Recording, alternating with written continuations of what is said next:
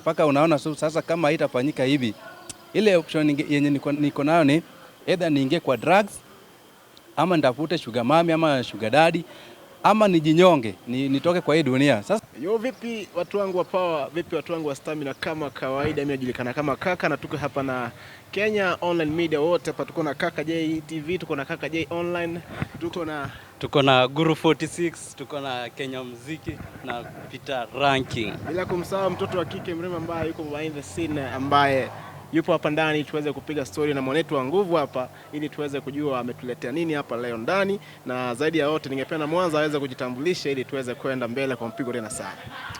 Asante sana kwa majina, mimi naitwa Edwin Ouma huko kutoka kaunti ya Kisumu. Ile niko nayo hapa ni kuhusu depression kwa vijana. Sasa mimi nimejitolea nikuwe kama msemaji wa vijana, sana sana vijana wa kiume hapa Kenya. Ulisikia, niko natumaini kuwa mlisikia vile mama Pastor Dorcas Rigathi alisema kuwa kila kijana ama mtu yote ukiwa na depression unaongea, unatoa sauti ndio usaidike. Sasa mimi nimefanya uchunguzi, nimeenda sehemu tofauti sana hii nchi. Nimetembea na kusema kweli watu wengi wako na depressions na ni vile wako na uoga. Sana sana upande wa wanaume. Sasa kwa hivyo mimi nimejitolea nikuwe kama sauti yao, nitakuwa na wa represent kwa Pastor Rigathi. Sasa mimi nasema kuwa kama kuna shughuli, kama kuna issue yoyote kuhusu depression, usiogope kuongelea. Mimi nitakuwa hapa kukurepresent. Kwa hivyo nilikuwa naomba tupatane na Pastor Rigathi, tukae chini, tuongee, tuone vile mambo itafanyika. Kwa sababu kusema kweli kwa ground ni kubaya. Sisi kama vijana, kuanzia mimi mwenyewe, depression ni kitu yenye iko na tena inatuua sana. Na ile shida yenye iko ni kuwa sisi kama vijana ama wanaume tunakufa silently, something which is very bad. Na juu tunaogopa kuongea, mimi nimeamua, nimejitolea kama mzalendo wa hii nchi na tena kama mtu mwenye anapenda wengine. Nitakuwa naongea na huyu mama kuhusu shida zote zenye tunapitia. Changamoto zote ambazo sisi tunapitia sana sana sisi kama wanaume. As you can see, we are also being ignored. Kila kitu ni girl child, kila opportunity ni girl child. Ukienda kutafuta job ni girl child, anything. For example, ukienda job interview ufanye, hata ukikuwa qualified, ukiwa na qualification kushinda yule dem, anapewa first priority. Sasa wewe mwanaume unaambiwa tu jitume. Utajituma aje na hakuna mwenye anakushika mkono? Hata kupata kidogo nikukatize. Lakini Boychild anaambiwa lazima akae ngumu kushinda dem, kwa sababu Boychild ameriziwa kukuwa ule mtu mgumu, si kulialia kila wakati. Sema kweli kukaa ngumu si mbaya na hakuna mwenye analea pia. Hata Daudi alikuwa mgumu lakini alishikwa mkono na Samueli. Ndio maana kama sio Samueli angefika kwa king. Kwa hivyo lazima sisi pia, uwezi kuwa ngumu peke yako kama hakuna mwenye anakushika mkono. Na ndio maana unaona mama Pastor Rigathi alijitokeza akasema kuwa atasimama na wanaume. Kwa hivyo hata ukikaa ngumu na mwenye anakufikisha huko kwa mama Pastor Rigathi, utakaa tu ngumu hapo na ushtuka umekufa na ngumu yako. Unakaa ngumu lakini si Boychild astahili kulialia. Atulii, lakini pia sisi pia tunasema tuangaliwe pia. Si ati tunalia. Na ndio unaona kwa sababu mnatuambia tuache kulia, ndio unapata. Sasa mtu akiwa na shida hawezi ongea kwa sababu anajua tu ataambiwa acha kulia. Na hiyo ndio kitu yenye tunajaribu kuzuia kwa sasa hivi. Ndio maana nimejitokeza mimi kama binafsi nikuwe na represent sana sana vijana wa hapa Kenya. Tuko na masomo sana lakini kazi ni shida. Na advantage ni kuwa tuko na viongozi wazuri. Bibi wa Rigathi ni pastor. Kumaanisha ni mtu anaelewa. Tena president wetu pia ni mtu mwenye anaheshimu Mungu na ni mtu mwenye ukimkaribia hivi anakusaidia kwa haraka. Na ni ile tu kupata hiyo chance ya kuwafikia ndio ngumu. Na ndio nimejitokeza mimi mwenyewe. Tafanya juu chini na nikisaidiwa na hao watu wa media, nimfikie mama Rigathi, tukae naye chini tuone vile tutafanya kazi, kwa sababu sisi wote hatuwezi enda kwa ofisi yake na sisi wote tuko na shida. Sasa lazima tukuwe na representative. Najua hakuna mwenye alijitokeza kuwa representative, nimeamua kuchukua hiyo position kukuwa representative wa vijana. Ni nini ndio imekuteka ukaamua kukuwa representative wa vijana? Na wewe kwanza ni kijana. Mimi ni kijana na vile ulisema lazima tujitume, ndio nikaamua nijitume nikuwe representative, kwa sababu hakuna mwenye ameamua kuchukua hiyo position. Sasa mimi na declare myself as the chairman of depression of this country. So any person going through depression in this country, I will be representing that person. And I will make sure that I take all your grievances to Pastor Rigathi kwa sababu yeye tu ndiye atatusaidia. Alright, tuachie mbali na kuwa wewe utakuwa unawakilisha. Hapa nchini Kenya wengi wanasema kwamba ukiwa ni mwanamuziki unakuwa chairman wa gospel. Lazima ukuwe unafanya huo muziki. Je, wewe mwenyewe umeipitia hii depression ambayo unaenda kuwakilisha watu ukaelewa ni nini? Kusema kweli mwenyewe nimewahi pitia kwa sababu hata mimi mwenyewe sina kazi, niko na depression, naona ma issues ziko hapa, lazima ulipe rent, hujalipa mahari. Sasa unaona vitu kama hizo, na tena pia ukiapply job au upati, upewi chance, sijui unaambiwa unajuana na nani, sijui toa kitu kidogo na kitu yenyewe hauna, uko na experience kidogo na wanataka 35 experience na wewe ni 28 years lakini uko na makaratasi. Sasa unaona vitu kama hizi na kufanya ukue depressed. And ukiangalia hata percentage sahi ya vijana sahi ukiangalia hata ukienda mtaa wako tu kwa madrugs kwa sababu si ati kwa kupenda kwao, wako na uwezo lakini hizo chances hawapewi. Hata ukienda kwa MCA sijui kama una connection. Sasa unapata hiyo stress ama hiyo frustration inafanya unasema tu badala nijinyonge wacha niingie kwa drugs, at least nisahau hiyo stress. Sasa mimi mwenyewe bila niko hapa hivi, hata mimi nimepitia hayo changamoto. As we speak right now, I don't have a job. So that's why I've decided to represent those who are not having job and are going the same situation like mine. Yes. Alright, umesema kwamba huna kazi. Labda umefikia wapi kisomo? Na ulipofikia kisomo hapo umejaribu kuitafuta kazi ama unakuja tu ukuwe mwakilishi wa vijana alafu ukulia hapo tu? Mimi kwa masomo nimefikia university, nilikuwa Maseno University, nimesomea niko na degree in business management and I also have some experience in sales and marketing. And with all those degrees and whatever, they are just under my mattress because there are no jobs. When you go to campus, when you apply, you are being told, oh, just drop your CV here or you just send them in the email. After doing all those, you don't get any feedback. So keep on, and years keep on going. As years rush, we also need to rush because we have people who are relying on us. Back at home, parents are really on your neck. Where you have a wife, children are also there crying for you, and you are being told to wait. So you see, such kind of situations are making people to get frustrated. And because of that, I'm also a victim of circumstances. For that reason, that's why I've decided to speak for other youths. Maybe they have the same qualities like mine, but they are afraid to speak. So that's why I've come out to speak for them.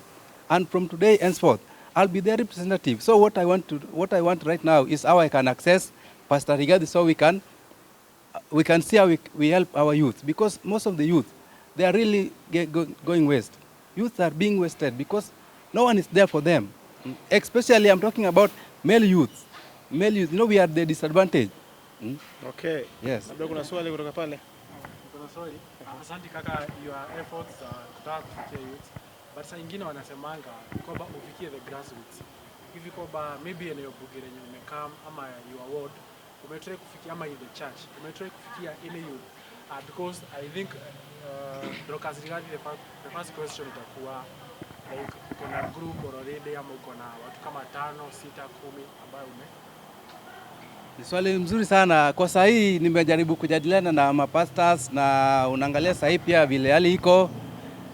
Kila mtu anasema tu hali ni ngumu kila mahali hali ni ngumu. Sasa unapata ukienda kwa mtu anakuambia tu situation is just hard everywhere. Just go on your knees and pray. Yes, unaweza omba lakini unajua pia kuna saa nyingine inafikanga wakati unachoka. Kwa mapastors nimeongea nao na as per now sija create group yoyote, ndio nafanya research. So research nimefanya, nimetembea, nimekuwa na mabestes, nimeangalia wale maidmates wangu. Kweli watu wako na stress kwa hii nchi. Sana vijana. Vijana wako na stress. Na si ati ni pressure. Ni stress yenye iko kwa sababu unapata umesoma vizuri ama uko na qualifications ama ukiwa high school ama expectations back at home. Inakupush to some extent mpaka unaona sasa kama haitafanyika hivi. Ile option yenye niko nayo ni either niingie kwa drugs ama nitafute sugar mami ama sugar daddy ama nijinyonge nitoke kwa hii dunia. Sasa unaona kabla tufike kwa hiyo level na tuko na kiongozi ambaye alijitokeza kutusaidia. Sasa niliona na tena pia hakuna vile alisema hivyo, hakuna mwenye alijitokeza kutusimamia kama representative. Ndio ni maana nimeona kama victim nichukue hii jukumu, nikuwe representative wao. Sasa nitakuwa napeleka ni shida zao kwa huyu madam ili tuangalie shida iko wapi na tunaweza saidia vijana. Ndio tuache mambo mingi ya kuingia kwa madawa za kulevya, vitu za kuharibu future za vijana. Kwa siku za hivi karibuni hapa nchini Kenya wanasema kwamba viongozi wetu lugha ambao wanaielewa zaidi ni maandamano. Je, mbona hutaki kuunga mkono upande wa upinzani angaa muweze kuandamana ili muweze kusikizwa kama vijana wa kiume hapa nchini? Mimi upande wangu mimi nasema ama mimi naona hivi, maandamano kweli si solution, kwa sababu tukimandamana unapata zile vitu tutaribu ni vitu zetu pia. Tuseme uharibu duka ya wenyewe, unapata hiyo duka ndio ilikuwa ime-empower youth. Ukisaharibu tena youth atakuwa jobless. Hapo ndio stress naanzia. Kwa hivyo mimi naona tu the best solution ni au viongozi wakae tu chini, waongee, waangalie way forward. Kwa sababu wakienda maandamano si solution. Hapo tu hata italeta shida. Because after all, maandamano haijazaa matunda yoyote. Tumemandamana na hakuna matunda tumepata. Sasa mimi naona tu solution ni au viongozi wakae chini, waelewane, wapate solution in a peaceful way. Si lazima waandamane. Maandamano iko kwa katiba na wewe unakaa kuipinga. Mbona unaipinga? Siipingi, lakini si tumejaribu lakini haiko work. Sasa hakuna haja tujaribu same thing, same year in year out na iwork. Tumejaribu maandamano, si ati ni kitu mpya, si tumejaribu na ili fail. Sasa hakuna haja to cling on one thing. Kila kitu kila siku na ina fail. Mimi radhi, niko na swali lingine. Tuliona Eric Omondi akiteta kwamba Rigathi Gachagua kwa graduation ya JKUAT alisema kuwa aliwaambia wale walikuwa na graduate kuwa hakuna kazi. Nikaona Eric Omondi akitatizika sana na akisema that was a disturbing statement from Rigathi Gachagua. Hivi kwamba ukienda ku approach Biblia ambayo ni Dorcas Rigathi, do you believe kutakuwa na solution nyingine ya kazi ambayo ina affect many youths? Ukienda kupigania haki za vijana, of course utapigania kazi. Unaona kama kutakuwa na mbadilisho wa hayo maneno kutoka kwa bwanake ama? On my side, okay, first of all, sisi kama wa Kenya tuko na mentality kwa ukienda university lazima ufanye white collar job. Yes, which is not bad, but ukiangalia hata zile developed countries like Japan, US, like I've been to Europe, unapata most of them they are just doing jobs like content creating. Youths have got so many skills. Si lazima uende kwa ofisi upeane barua zako. Kuwe tu creative.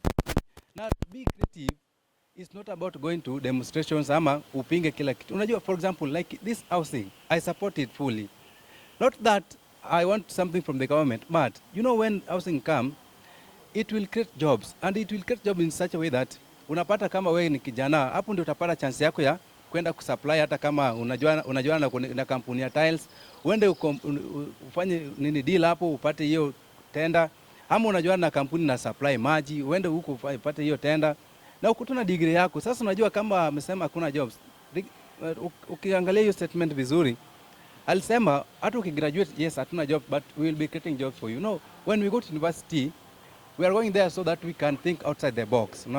So not that you just focus on the white collar job ama lazima uajiriwe na government ama nini. No, you just be creative, do something that can add value. Sasa kwa hiyo topic umeongelea na hapo nyuma ulikuwa unasema kwa umeenda uka-apply kazi nini ukakosa nini kila mai connection. Wewe kama wewe sasa, wewe ni nini umefanya unaweza jifanyia wewe mwenyewe badala ya kwenda kutafuta kazi? Sasa hii chenye nafanya, nimeamua sasa ni volunteer, nikuwe tu na advice wale youth wenye wako drug addicted. Kwa sababu sasa unajua pia si lazima ufanye job want something, but you can do something because service to humanity, service to God. Sasa nimeamua tu nichukue hiyo chance yenye madam alisema Pastor Rigathi, atakuwa kama uko na depression uonge. Sasa nimeongea na vijana kwa grassroots na nikasema kuna chance hapo, wacha sasa mimi nikuwe representative wao, kwa sababu nikikuwa representative wao I will be getting so many reports in my office. Niko na hii shida, niko na hii issue, tafadhali unisaidie. Sasa si lazima nimpe pesa hadi aenda, but I can help in guiding and counseling. I will be working now, I will be busy. Okay. Shukran kwa muda wako. Sijui kama kuna swali mwanangu. Wewe tunaomba kama kuna swali lingine labda. Sina swali nyingine. Shukran sana kwa kuweza kujitokeza ili kuweza kuwatetea vijana wa kiume hapa nchini Kenya, na najua kwamba iwapo message hii itafikia naibu wa rais, bibi naibu wa rais, basi mambo yatafanyika kuwa safi kabisa. Ungependa kusema nini, message ya mwisho kabisa tukimalizia? Upande wangu ningependa kusema kuwa Vijana sana sana wanaume, saa hii mko na bahati, ni kama maombi yenu imefika juu, kwa sababu saa hii sasa mimi ndio nimejitokeza, nitakuwa representative wenu, au utakuwa na stress tena na usikufe na depression na niko hai. For that reason, in case you want to access me or you want to reach me, I'm going to give my contact so that you can get it. And furthermore, let us support this government. As you can see, it's a good government. They are focused people, and I think when you give them time, we'll enjoy the government. Thank you. Tupatieni hiyo namba. Kwa namba yangu, kwa mtu yeyote mwenye anataka kunipata, unaweza nipata kwa hii namba 07 40 58 31 40. 07 40 58 31 40. Naitwa Edwin Ouma kutoka kaunti ya Kisumu.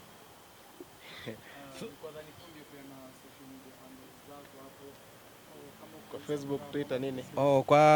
Niko kwa LinkedIn na Twitter.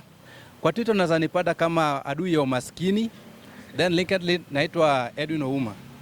Thank you. Adui ya umaskini. Hey. Imekuwa ni amazing tena sana. Tumekuwa na Kenya Online Media hapa ndani tukiweza kupiga story na mwetu wa nguvu. Na hadi wakati mwingine bwana, wapo mdosi usije ukatusahau bwana. Sitawasahau. Kwanza nitaanza na nyinyi. Depression zote nitakuwa namalizana nazo.